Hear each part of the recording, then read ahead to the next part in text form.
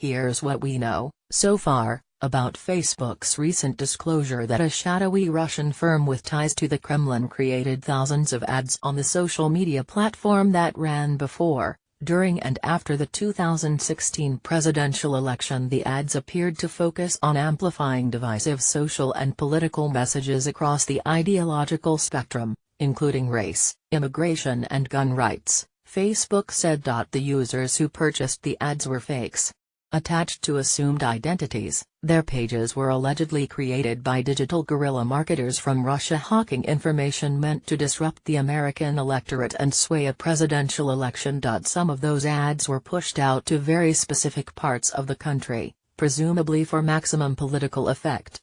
Facebook has identified some 2,000 other ads that may have been of Russian provenance, although, as CNN reported last week, it can't rule out that there might be far more than that. Here's what we don't know, at least not directly from Facebook: what all of those ads looked like, what specific information, or disinformation, they were spreading, who or what the accounts pretended to be, how many Americans interacted with the ads or the fake personae. We also don't know what geographical locations the alleged social media saboteurs were targeting, the regular list of swing states and counties, or the most politically flammable fringes.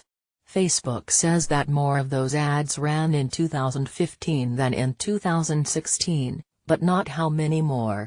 Nor has Facebook reported whether the people who were targeted were from specific demographic or philosophical groups, all of which means we really don't know the full extent of the duping on Facebook. And maybe Facebook doesn't either. Facebook says it is working to prevent a repeat.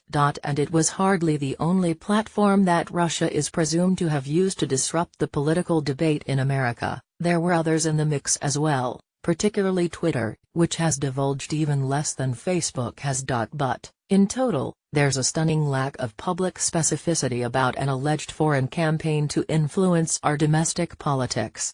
It was an effort that involved the American companies that essentially invented the tools of social media and, in this case, did not stop them from being turned into engines of deception and propaganda, as the Times' Scott Shane noted in his penetrating investigation earlier this month. Mr. Shane's report helped fill in some blanks when he unearthed several of the phony accounts, like that of one Melvin Reddick, a professed Pennsylvanian. On his Facebook page, Mr. Reddick appears to be a loving dad of an adorable little girl, but as it turns out he doesn't actually exist. That account was early to spot and promote DC Leaks, the site that became a receptacle for hacked information about prominent Americans. And then last week the Daily Beast uncovered a promotion for a supposed Citizens Before Refugees rally in Twin Falls, Idaho, in August of 2016. As the independent, and embattled, Russian news organization RBC reported in March, the supposed group behind that rally, Secured Borders, was the creation of the Internet Research Agency, which is suspected of being behind Facebook ads in question here. So a picture starts to emerge. But it's a spotty one, only as good as the journalism that's working so hard to fill the canvas, and the scraps we're getting from law enforcement and the social platforms themselves. Facebook is cooperating to varying degrees with efforts in Washington to understand how it might have been used by Russian influence agents. As the Wall Street Journal first reported late last week, Facebook handed evidence related to the ad campaign over to the special prosecutor investigating the Russia allegations, Robert S. Mueller III. When I asked Facebook why it couldn't be more forthcoming with the public, the company responded with a statement saying, "Due to federal law, and the ongoing investigation into these issues, we are limited as to what we can disclose publicly."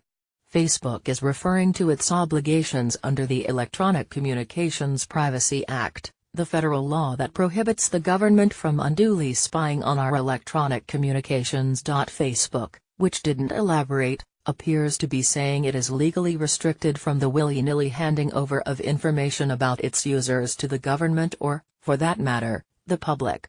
And it's certainly a challenge for Facebook to decide where the line is between sharing vital details about its use in a plot like election meddling, and exposing private data about its legitimate users. On Friday, I asked Mark Rottenberg, the president of the Electronic Privacy Information Center, or EPIC, an advocacy group, where he stood on the question. The best case for that is that the First Amendment protects anonymous speech, he said. And if the United States government were to try to comprehend the identities of contrivers,